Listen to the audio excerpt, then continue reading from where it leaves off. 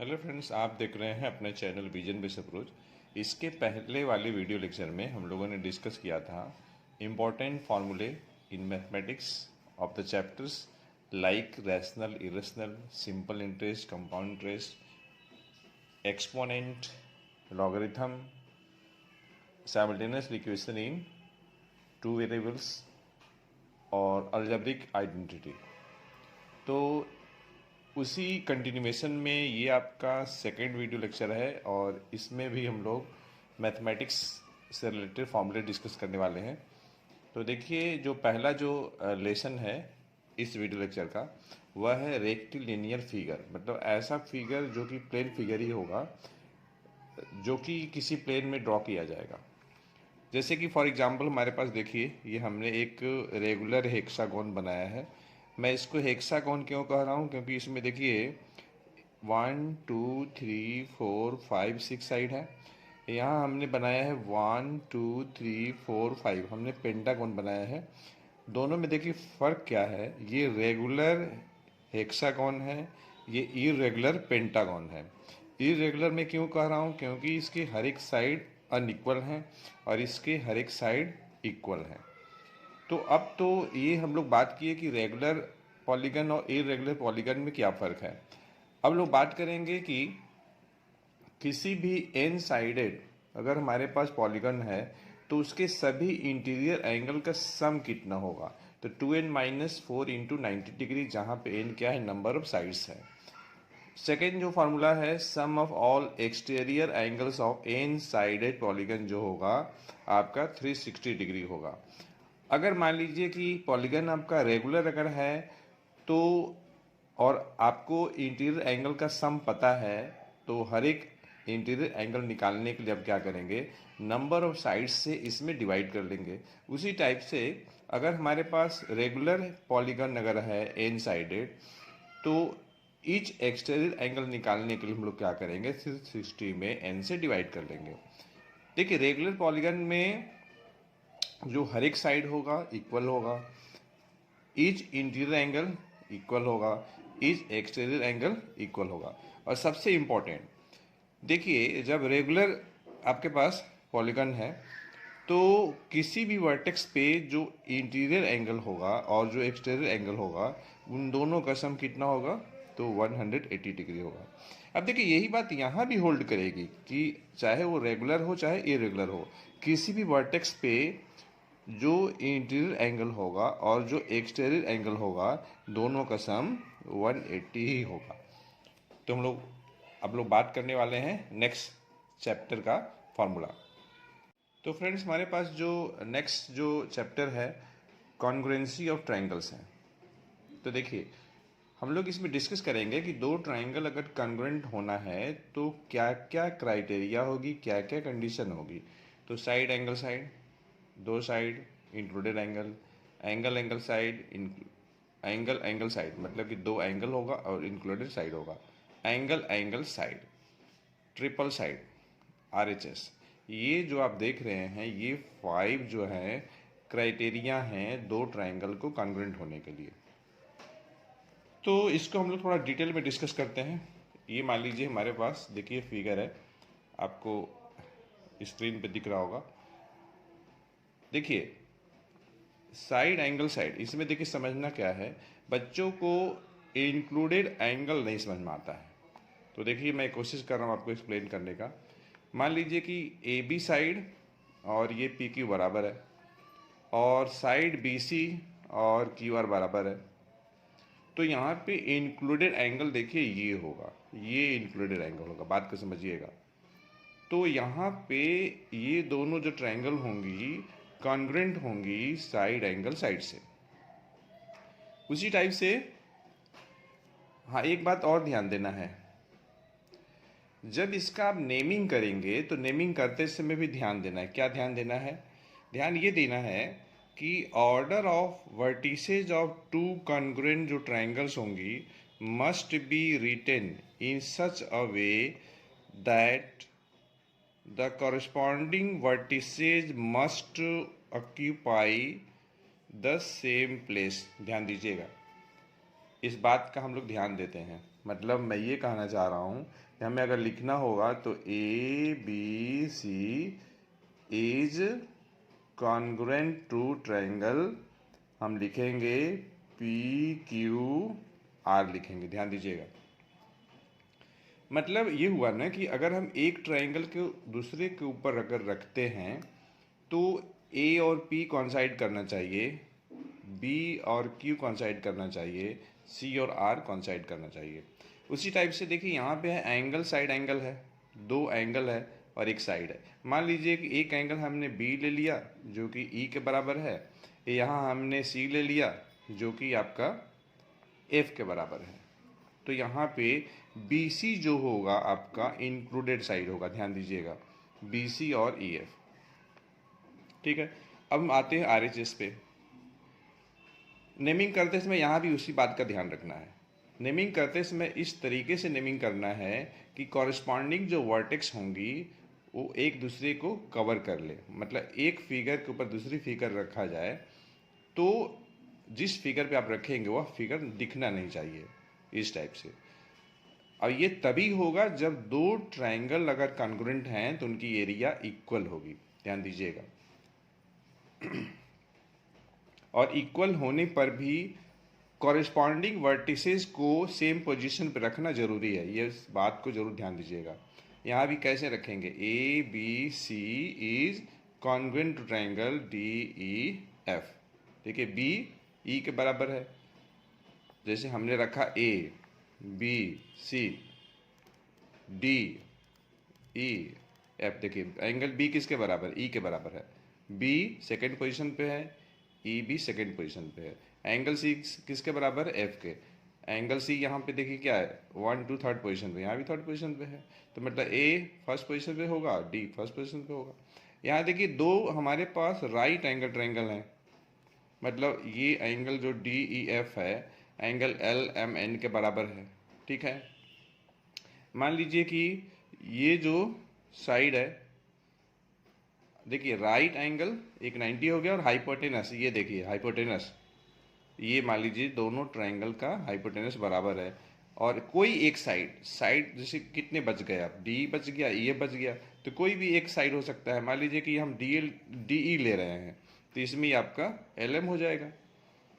तो इस सिचुएशन में जो ट्रायंगल DEF जो होगी कॉन्ग्रुएंट होगी ट्रायंगल LMN का। यहाँ भी नेमिंग करते समय ये ध्यान देना है। हम कैसे लिखेंगे, हम लोग लिखेंगे triangle DEF is congruent to triangle LMN। उसी टाइप से एंगल साइड है, देखिए दो एंगल और एक साइड। मान लीजिए कि एंगल हमने A लिया जो कि D के बराबर है, एंगल C लिया जो कि आपका F के बराबर है। तो साइड यहाँ पे इंक्लूडेड नहीं रहेगा। इंक्लूडेड साइड को छोड़ करके कितने साइड बच गए, दो बच गए, AB बच गया, BC बच गया। यहाँ पे देखिए DE बच गया और EF बच गया। तो यहाँ पे साइड इंक्लूडेड साइड नहीं होगा, इंक्लूडेड साइड को छोड़ करके कोई होगा। मान लीजिए मैं साइड BC लिख रहा हूँ तो इसमें आपका EF हो जाएगा। ठीक है, तो आप कैसे लिखेंगे, triangle ABC is congruent to triangle DEF। ठीक है, ये देखिए BC और ये F बराबर है। और देखिए एंगल A फर्स्ट पोजीशन पे है, D फर्स्ट पोजीशन पे है, C देखिए थर्ड पोजीशन पे है। तो हमने इसमें भी नेमिंग करते समय F को थर्ड पोजीशन पे रखा है। ठीक है, अब देखिए इसमें एक कंसेप्ट और भी है, हम लोग बात करेंगे स्पेशल एंगल्स के बारे में। ध्यान दीजिएगा, यहाँ पे देखिए दो हमारे पास लाइंस हैं जो कि पैरेलल हैं और ये देखिए कोई तीसरी लाइन है जो कि ट्रांसवर्सल है। तो यहाँ पे देखिए 8 एंगल बन रहे हैं, 8 टोटल एंगल बन रहे हैं। तो देखिए वर्टिकली अपोजिट एंगल, एक्चुअली अगर दो हमारे पास ट्रांसवर्सल अगर लाइन है तो ये जो होगा आपका वर्टिकली अपोजिट एंगल होगा, ध्यान दीजिएगा। तो यहाँ देखिए जरा, एंगल 1 3, एंगल 2 4, एंगल 6 8, एंगल 5 7, ये वर्टिकली अपोजिट एंगल्स हैं और ये बराबर होंगे। अब देखिए कॉरेस्पॉन्डिंग एंगल की हम बात करते हैं। कॉरेस्पॉन्डिंग ध्यान दीजिएगा, देखिए एंगल 1 और 5 इक्वल होंगे कॉरेस्पॉन्डिंग एंगल, एंगल 4 और ये 8 कॉरेस्पॉन्डिंग एंगल। उसी टाइप से एंगल 2 और एंगल 6 कॉरेस्पॉन्डिंग एंगल, एंगल 3 और एंगल 7 कॉरेस्पॉन्डिंग एंगल। अब हम बात करेंगे ऑल्टरनेट एंगल्स का। तो देखिए एंगल 3 और 5 ऑल्टरनेट एंगल है, एंगल 4 और 6 ऑल्टरनेट एंगल है। अब हम बात करेंगे को इंटीरियर एंगल का। और यहाँ पे देखिए vertically opposite angle, corresponding angle और अल्टरनेट एंगल्स आपस में इक्वल होते हैं। को इंटीरियर एंगल्स का सम जो होता है 180 होता है। देखिए एंगल 4 और 5 को इंटीरियर है, एंगल 3 और 6 क्या है, को इंटीरियर है। तो अब हम लोग बात करेंगे फ्रेंड्स नेक्स्ट चैप्टर के बारे में। तो बच्चों अब हम लोग बात करने वाले हैं मेंसुरेशन, और हम लोग प्लेन फिगर की बात करेंगे। हमारे पास देखिए पहली ट्रायंगल है स्केलेन ट्रायंगल, जिसके तीनों साइड डिफरेंट है। फिर है आपका आइसोसेलेस, जिसके दो साइड बराबर है, इक्विलैटरल है, जिसके दो साइड तीनों साइड इक्वल हैं। उसके बाद देखिए हमारे पास एक पैरेललोग्राम है, जिसके अपोजिट साइड्स पैरेलल हैं और इक्वल हैं। ठीक है, फिर हमारे पास देखिए एक रेक्टेंगल है, और ये आपका रोम्बस है। और भी शेप हो सकता है, जैसे ट्रेपेजियम हो सकता है। तो जैसे मान लीजिए कि अगर आपके पास एरिया ऑफ ट्रायंगल निकालना है तो हाफ बेस इनटू हाइट लगा लेना है। अब जैसे इसी में मान लीजिए ये अगर हमारे पास ट्रायंगल अगर है तो इसमें देखिए बेस BC हो जाएगा, हाइट आपका AL हो जाएगा, ये आपका हाइट हो जाएगा। उसी टाइप से इसमें बेस आपका BC हो जाएगा और AL आपका हाइट हो जाएगा। अब देखिए एरिया ऑफ ट्रायंगल निकालने के लिए एक फार्मूला तो ये हो गया, दूसरा हो सकता है √S minus A S minus B into S minus C. ये कब लगाएंगे, जब हम आपके पास स्केलेन ट्रायंगल होगा। देखिए ABC, साइड BC को L मैं लिख रहा हूँ, और BC को मैं C ले रहा हूँ, और AC को मैं B ले रहा हूँ। तीनों साइड का सम कर लेंगे तो पेरीमीटर मिल जाएगा, मतलब 2S का हाफ कर लेंगे A plus B plus C upon 2, तो सेमी पेरीमीटर मिल जाएगा, और इसी फार्मूले में रख देना है। उसी टाइप से मान लीजिए कि अगर आपको एरिया ऑफ इक्विलैटरल ट्रायंगल निकालना है, ये आपका देखिए इक्विलैटरल है, तो क्या करेंगे, इक्विलैटरल ट्रायंगल है ये, तो √3/4 साइड का स्क्वायर, जहाँ पे A क्या है, जो हर एक जो साइड है उसकी लेंथ है। अगर आपके पास आइसोसेलेस ट्रायंगल है तो area of triangle B/4 √4A square minus B square हो जाएगा। जैसे मान लीजिए ये है हमारे पास, यह देखिए आइसोसेलेस ट्रायंगल है, इसमें AB और AC इक्वल साइड्स हैं, और BC आपका बेस है। ठीक है, अगर मान लीजिए ट्रेपेजियम की एरिया निकालनी है तो 1/2 sum of parallel sides into distance between them किसके लिए आ रहा है, तो पैरेलल साइड्स के लिए आ रहा है। एरिया ऑफ पैरेललोग्राम निकालना है तो बेस इनटू हाइट कर लेंगे। जैसे मान लीजिए हमारे पास ये देखिए पैरेललोग्राम है, ये ABCD पैरेललोग्राम है। अगर मान लीजिए हम बेस ले रहे हैं CD को, तो AL हमारे पास अल्टीट्यूड हो जाएगा या हाइट हो जाएगा। ठीक है, अगर मान लीजिए बेस में AD को लूँ या BC को लूँ, तो BM जो हो जाएगा अल्टीट्यूड हो जाएगा। मतलब इसी पैरेललोग्राम की एरिया हम दो तरीके से निकाल सकते हैं, CD इंटू AL, CD के जगह पे हम AB लिख सकते हैं, या तो फिर BC इंटू BM। उसी तरीके से BC के जगह पे हम AD भी ले सकते हैं, और दोनों तरीके से अगर हम एरिया पैरेललोग्राम निकालेंगे तो सेम आएगा। अगर मान लीजिए रेक्टेंगल की एरिया निकालनी है तो L इंटू B कर लेंगे। पेरीमीटर निकालना है तो क्या करेंगे, 2 इंटू, अब देखिए चारों पेरीमीटर मतलब क्या, चारों साइड का सम, 2L प्लस 2B, तो 2 इंटू L प्लस B हो जाएगा। अगर मान लीजिए कि इस रेक्टेंगल का डायगोनल निकालना है तो क्या हो जाएगा, √L square plus B square हो जाएगा। उसी टाइप से मान लीजिए हमारे पास ये रोम्बस है, तो रोम्बस में देखिए AC और BD ये क्या है, डायगोनल्स हैं। तो एरिया ऑफ रोम्बस कैसे निकालेंगे, तो 1/2 D1 इंटू D2, मतलब हाफ प्रोडक्ट ऑफ डायगोनल्स। अब देखिए रोम्बस की खासियत क्या है, इसका जो डायगोनल्स हैं, दोनों डायगोनल्स एक दूसरे को 90 पे काटते हैं। ठीक है, और देखिए यहाँ पे 4 ट्रायंगल बन रही हैं, चारों जो ट्रायंगल जो होंगी वो कॉन्ग्रुएंट होती हैं।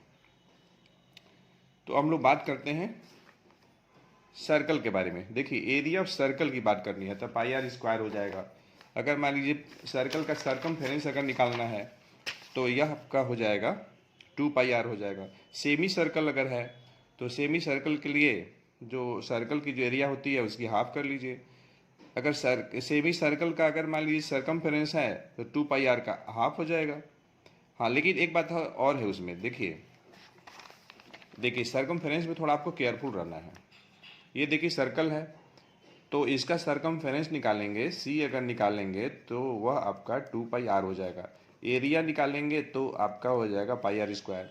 सेमी सर्कल अगर है तो इसकी जो एरिया हो जाएगी 1/2 पाई r स्क्वायर हो जाएगा। लेकिन अगर हम पेरीमीटर की बात करेंगे तो देखिए इसमें डायमीटर भी आएगा, मतलब रेडियस का डबल और जो सर्कल का जो सर्कमफेरेंस होता है उसका हाफ।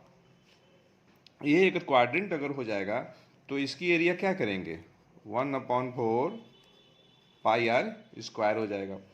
अब मान लीजिए कि इसकी अगर सर्कमफेरेंस की बात करनी है अगर, तो इसमें देखिए क्या क्या है, इसमें 2 रेडियस है और ये देखिए सर्कल का जो सर्कमफेरेंस होता है उसका 1/4 है, मतलब पेरीमीटर जो हो जाएगा इसमें 1/2 पाई r + 2r हो जाएगा। ठीक है। अगर मान लीजिए आपके पास कोई सर्कुलर पाथ अगर है उसकी एरिया निकालनी है, तो सर्कुलर पाथ में देखिए क्या है, circular path will be the area enclose by 2 concentric circles. हमारे पास 2 कॉन्सेंट्रिक सर्कल्स हैं जिनके रेडियस कैपिटल R और स्मॉल r हैं। तो सर्कुलर जो पाथ है उसकी एरिया कैसे निकालेंगे, बड़ा वाला जो सर्कल है उसकी एरिया में से छोटे वाले सर्कल की एरिया माइनस कर लेंगे, पाई कॉमन हो जाएगा। तो इस तरीके से हमें मिल जाएगा pi into capital R square minus small r square. तो फ्रेंड्स अब लोग बढ़ते हैं नेक्स्ट लेसन की तरफ। अब लोग मेंसुरेशन के अंतर्गत डिस्कस करने वाले हैं स्पेशली क्यूबॉइड और क्यूब के बारे में। ये देखिए क्यूबॉइड है और ये आपका क्यूब है। तो अगर हमें क्यूबॉइड की वॉल्यूम निकालनी है तो L into B into H करते हैं। एरिया 4 वॉल्स अगर है तो 2 into L plus B into H हो जाएगा। टोटल सरफेस एरिया है तो 2 into L B plus B H into H L हो जाएगा। तो जहाँ पे देखिए एल बी एच क्या है, लेंथ ब्रेथ हाइट है। अगर हमें डायगोनल चाहिए ओपी अगर चाहिए तो √L² प्लस बी² प्लस एच² हो जाएगा। क्यूब है यहाँ पे देखिए, क्यूब का अगर आपको वॉल्यूम निकालना है तो क्यूब का वॉल्यूम के लिए क्या करेंगे, साइड का क्यूब कर लेंगे। तो साइड का क्यूब करना है ना। अगर आपको एरिया 4 वॉल्स चाहिए क्यूब के लिए तो 4a² हो जाएगा। टोटल सरफेस एरिया 6a² हो जाएगा। क्यूब का जो डायगोनल होगा √3 इंटू साइड हो जाएगा। अगर आपको क्यूब का हर एक साइड अगर निकालना है तो वॉल्यूम ऑफ क्यूब का आप क्यूब रूट निकालेंगे। चलो बढ़ते हैं नेक्स्ट चैप्टर की तरफ। हेलो फ्रेंड, अब हम लोग डिस्कस करने वाले हैं formula related to coordinate geometry. मान लीजिए कि हमें एक्स एक्सिस का इक्वेशन चाहिए तो y = 0 हो जाएगा, वाई एक्सिस का इक्वेशन चाहिए तो x = 0 हो जाएगा। हमें ऐसी लाइन का इक्वेशन लिखना है जो कि पैरेलल होगी एक्स एक्सिस के, तो y = सम कांस्टेंट हमने लेमडा लिया है, यह कोई भी कांस्टेंट हो सकता है। उसी टाइप से equation of a line parallel to y axis क्या हो जाएगा, x = सम कांस्टेंट म्यू हमने लिया हुआ है। अगर हमें कोऑर्डिनेट में 2 पॉइंट के बीच का डिस्टेंस निकालना है, यहाँ पे a और b 2 पॉइंट हैं जिनके कोऑर्डिनेट x1 y1 है, x2 y2 हैं, तो x2 - x1 का whole square plus y2 - y1 का होल स्क्वायर का रूट हो जाएगा। आप इसे लिख सकते हैं x1 - x2 का होल स्क्वायर भी, और इसे लिख सकते हैं y1 - y2 का होल स्क्वायर भी। अगर हमें 2 पॉइंट को जोड़ने वाली जो लाइन सेगमेंट है उसका अगर मिड पॉइंट निकालना अगर है तो x1 + x2/2 y1 + y2/2 हो जाएगा। अगर हमारे पास कोई ट्राइंगल अगर है और उस ट्राइंगल का सेंट्रॉइड का अगर कोऑर्डिनेट निकालना है, सेंट्रॉइड क्या होता है, it is the point of intersection of all 3 medians of A triangle. यहाँ पे देखिए ए डी बी ई और सी मीडियंस हैं। मीडियंस क्या होती है, ऐसी लाइन जो कि ट्राइंगल को 2 बराबर पार्ट में बांटती है। अब देखिए अगर मान लीजिए आपको मीडियन खींचना है तो क्या करेंगे, कोई एक वर्टेक्स ले लीजिए, उसके सामने का साइड मान लीजिए वर्टेक्स हमने ए ले लिया है, इसके सामने का साइड बीसी है, बीसी का जो मिड पॉइंट डी है, ए और डी को मिला देंगे तो हमें मीडियन मिल जाएगा। उसी टाइप से मान लीजिए वर्टेक्स बी है, बी के सामने का साइड एसी है, एसी का मिड पॉइंट डी है तो बी मीडियन हो जाएगा। उसी टाइप से वर्टेक्स सी ले लिया, सी के सामने का साइड कौन है, ए बी है, ए बी का मिड पॉइंट क्या है, एफ है, तो सी एफ क्या हो जाएगा, मीडियन हो जाएगा। और किसी भी ट्राइंगल के तीनों मीडियन जहाँ पे इंटरसेक्ट करते हैं उसको हम बोलते हैं सेंट्रॉइड। और सेंट्रॉइड के कोऑर्डिनेट कैसे लिखेंगे, तो x1 + x2 + x3/2 y1 + y2 + y3/3। तो फ्रेंड्स अब लोग बढ़ते हैं नेक्स्ट। हाँ एक बात और फ्रेंड्स, अगर हम इन्हीं कंसेप्ट को अगर हम ग्राफ से देखना चाहते हैं तो देखिए कैसे देखेंगे। यहाँ पे देख रहे होंगे आप स्क्रीन पे, हमारे पास 2 एक्सिस है, वाई एक्सिस और ये एक्स एक्सिस। एक्स एक्सिस का इक्वेशन y = 0, क्यों, क्योंकि देखिए एक्स एक्सिस पे कोई भी पॉइंट अगर आप लेंगे तो उनका वाई कोऑर्डिनेट जीरो होगा, उसी टाइप से वाई एक्सिस पे कोई भी पॉइंट अगर आप लेते हैं तो उनका एक्स कोऑर्डिनेट जीरो होगा। ठीक है, अब देखिए थोड़ा हम लोग रिफ्लेक्शन की ही बात कर लेते हैं। मान लीजिए कोई पॉइंट 3 3 है, 3 3 यहाँ पे कोई पॉइंट है, हमें रिफ्लेक्शन लेना है एक्स एक्सिस पे। मतलब कि एक्स एक्सिस पे अगर हम एक मिरर रख दें तो ये जो पॉइंट है, ये जो पॉइंट है आपका, पॉइंट जो आपका पी है, P33, तो इसका जो इमेज जो पी डैश जो मिलेगा तो कहाँ मिलेगा? देखिए अगर हम मिरर यहाँ रखते हैं जो, तो जितनी डिस्टेंस पे ये पॉइंट है मिरर से, उतना ही डिस्टेंस पे इमेज कहीं यहाँ बनेगा। तो ये इमेज हो जाएगा पी डैश, और इसका कोऑर्डिनेट क्या हो जाएगा? तो कोऑर्डिनेट एक्स कोऑर्डिनेट तो वही रहेगा, वाई कोऑर्डिनेट देखिए -3 हो जाएगा।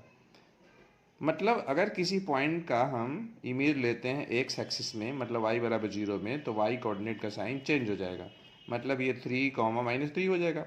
उसी टाइप से पॉइंट 3 का अगर हम रिफ्लेक्शन लेते हैं y एक्सिस में, y एक्सिस का इक्वेशन क्या होता है? x बराबर 0। तो यहाँ पे अगर हम मिरर रखते हैं तो देखिए जितनी डिस्टेंस पे ये पॉइंट P है y एक्सिस से, उतना ही डिस्टेंस पे इमेज कहीं इधर बन जाएगा, मतलब यहाँ पे इमेज बन जाएगा, यहाँ भी बनेगा। अब देखिए इसका हमको कोऑर्डिनेट चाहिए, तो x कोऑर्डिनेट -3, y कोऑर्डिनेट 3, तो यहाँ आपका हो जाएगा -3 और 3 हो जाएगा। तो हम देख रहे हैं कि अगर हमें y एक्सिस में इमेज अगर ऑब्टेन करना है किसी पॉइंट का, तो हम लोग क्या कर रहे हैं? x कोऑर्डिनेट का साइन चेंज कर रहे हैं। जब हमें किसी पॉइंट का इमेज x एक्सिस में लेना है तो हम क्या कर रहे हैं? y कोऑर्डिनेट का साइन चेंज कर रहे हैं। उसी टाइप से मान लीजिए कि अगर हमें उसी पॉइंट का रिफ्लेक्शन लेना है ओरिजिन में, तो हम लोग x और y दोनों कोऑर्डिनेट चेंज करेंगे, मतलब उसका केवल साइन बदलना है, ध्यान दीजिएगा। इसी टाइप से देखिए हमारे पास कोई पॉइंट r है 4 5, तो क्या करेंगे आप बताइए? y बराबर 0 है तो y कोऑर्डिनेट आप चेंज कर दीजिए, तो 4, -5 हो जाएगा। उसी टाइप से मान लीजिए हमें लेना है उसी पॉइंट का इमेज लेना है x बराबर 0, मतलब y एक्सिस में, तो हम लोग क्या करेंगे कि x कोऑर्डिनेट का साइन बदल देंगे। ओरिजिन लेना है तो हम लोग दोनों का साइन बदलेंगे। तो फ्रेंड्स अब लोग बढ़ते हैं नेक्स्ट चैप्टर की तरफ। तो फ्रेंड्स हम लोग ट्रिग्नोमेट्री डिस्कस करने वाले हैं। तो ट्रिग्नोमेट्री डिस्कस करने से पहले कोऑर्डिनेट से रिलेटेड एक कंसेप्ट और छूट गया था। जैसे मान लीजिए हमारे पास ये ग्राफ है, हमें ए बी लाइन का इक्वेशन लिखना है। तो देखिए क्या होगा, ए बी जो लाइन है 5 से पास कर रही है, ये 5 क्या है? ये देखिए वाई कोऑर्डिनेट है, मतलब यह जो लाइन ए बी है, this is parallel to X axis and this line is passing through the point 5, यहाँ से पास कर रही है। और देखिए इस लाइन पे कोई भी जो पॉइंट होगा उसका y कोऑर्डिनेट सेम रहेगा, 5 ही रहेगा। मतलब ये हुआ कि ए बी का जो इक्वेशन होगा y बराबर 5 हो जाएगा। उसी टाइप से हमारे पास ई एफ एक लाइन है जो कि यहाँ से पास कर रही है। इस लाइन पे कोई भी पॉइंट अगर है उसका x कोऑर्डिनेट सेम रहेगा, कितना रहेगा? 2 रहेगा। मतलब ई एफ का जो इक्वेशन हो जाएगा x बराबर 2 हो जाएगा। और यह जो ई एफ है पैरेलल है, किसके पैरेलल है? तो y एक्सिस के पैरेलल है। y एक्सिस का इक्वेशन क्या होता है? x बराबर 0 होता है। तो y एक्सिस के पैरेलल जो लाइन है ई एफ, इसका इक्वेशन क्या हो जाएगा? x बराबर 2 हो गया। यहाँ पे क्या है? x बराबर 0 है, 0 की जगह पे कितना है? 2 है। उसी टाइप से मान लीजिए हमारे पास सी डी एक लाइन है, यहाँ पे सी डी जो लाइन है कहाँ से पास कर रही है? तो -4 से पास कर रही है। इस सी डी लाइन पे कोई भी पॉइंट अगर होगा तो उसका क्या सेम रहेगा? तो एक्स कोऑर्डिनेट सेम रहेगा, वाई कोऑर्डिनेट वेरी करेगा। तो एक्स कोऑर्डिनेट सेम रहेगा, मतलब इस सी डी जो लाइन है उसका इक्वेशन हो जाएगा x बराबर -4 हो जाएगा। ठीक है फ्रेंड्स, तो अब लोग आते हैं ट्रिग्नोमेट्री पे। अब देखिए ट्रिग्नोमेट्री मतलब क्या? Right angle triangle. जैसे हमारे पास देखिए P Q R right angle triangle है, इसमें देखिए ये 90 है, 90 के सामने हाइपोटेनस थीटा, यहाँ पे रेफरेंस एंगल है। रेफरेंस एंगल के सामने का जो साइड होता है परपेंडिकुलर होता है। परपेंडिकुलर को हम लोग अपोजिट साइड भी बोलते हैं, हिंदी में लंब बोलते हैं। रेफरेंस एंगल से जो सटा जो है, एडजेसेंट जो है, अब देखिए 90 के सामने तो हाइपोटेनस है, उसमें तो कोई डाउट ही नहीं है। प्रॉब्लम होती है बच्चों को परपेंडिकुलर और बेस के सिलेक्शन में। तो 90 के सामने हाइपोटेनस, उसमें कोई डाउट नहीं है। बचा आपका पी और बी, तो रेफरेंस एंगल के सामने परपेंडिकुलर, तो बचा कौन, ये बच गया।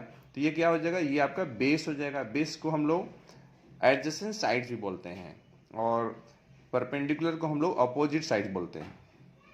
Sign theta P by H, cosec sine का उल्टा हो जाएगा H by P, cos B by S, cos का उल्टा सेक होता है H by B, tan P by B, tan का उल्टा क्या हो जाएगा, तो कॉट हो जाएगा, बी बाई पी हो जाएगा।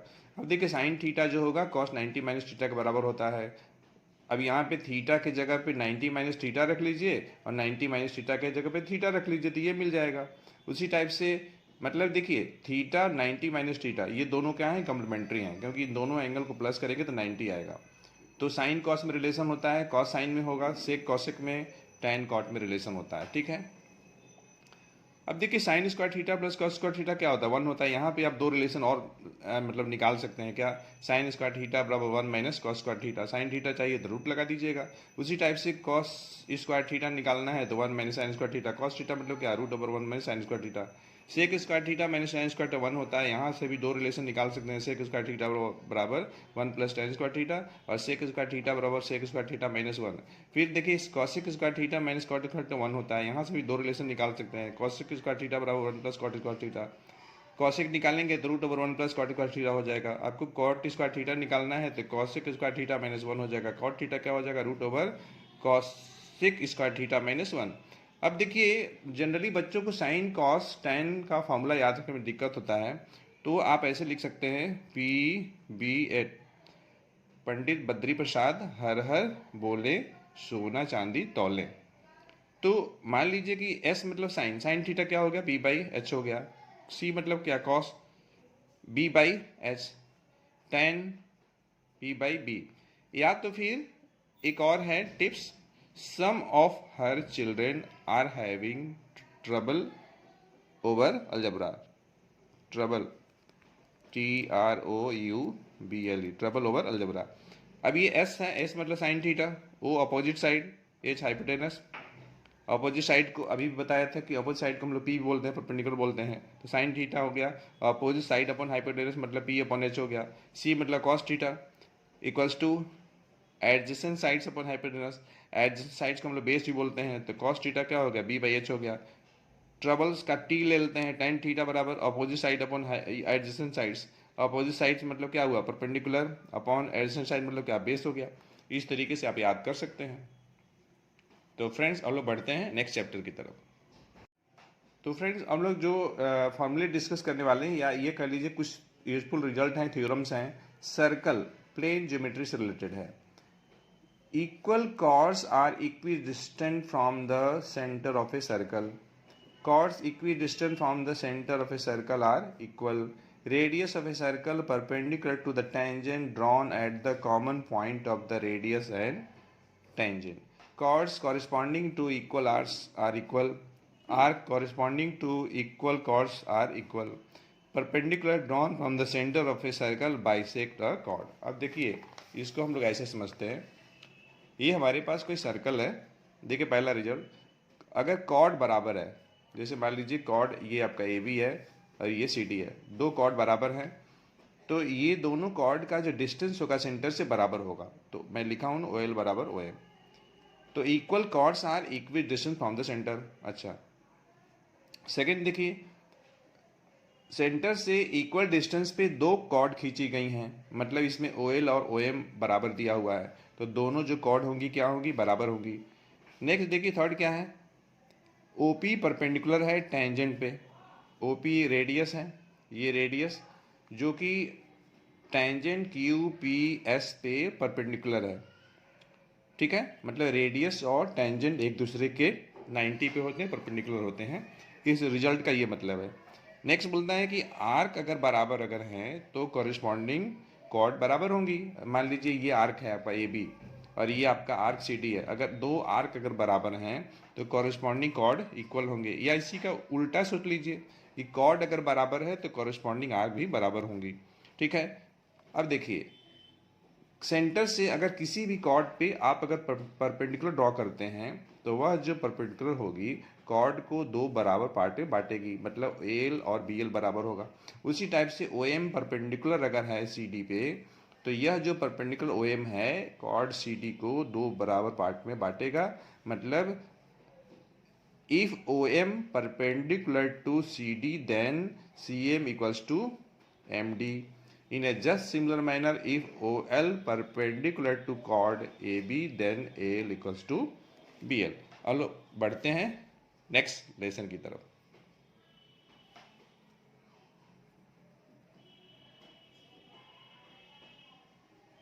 अब लोग थोड़ा एरिया थ्योरम की बात कर लेते हैं। यहाँ पे देखिए हमारे पास दो लाइन है और ये दोनों लाइन पैरेलल हैं, बेस आपका ए बी है। इसी बेस पे एक पैरेललोग्राम खींचा गया है ए बी सी डी और इसी बेस पे एक ट्रायंगल खींची गई है ए बी पी। तो इस ट्रायंगल की जो एरिया होगी पैरेललोग्राम की एरिया की हाफ होगी, क्योंकि ये दोनों जो फिगर हैं पैरेललोग्राम और triangle common base A B पे है and has been lying between the same parallel A B and D P. जो नेक्स्ट थ्योरम है, दो पैरेलल के बीच में ट्रायंगल खींची गई हैं। हमने यहाँ पे देखिए ट्रायंगल खींचा हुआ है A B P, A B Q और ए बी एस। तो इन तीनों ट्रायंगल की एरिया इक्वल होगी, क्योंकि ये तीनों के तीनों ट्रायंगल का बेस जो है ए बी कॉमन है and all three triangles has been situated between the same parallels.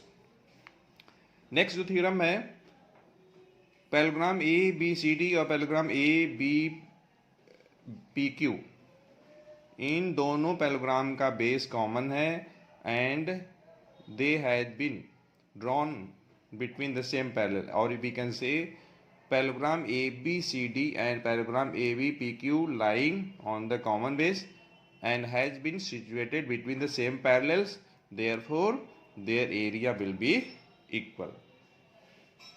तो फ्रेंड्स अब लोग बढ़ते हैं नेक्स्ट चैप्टर की तरफ।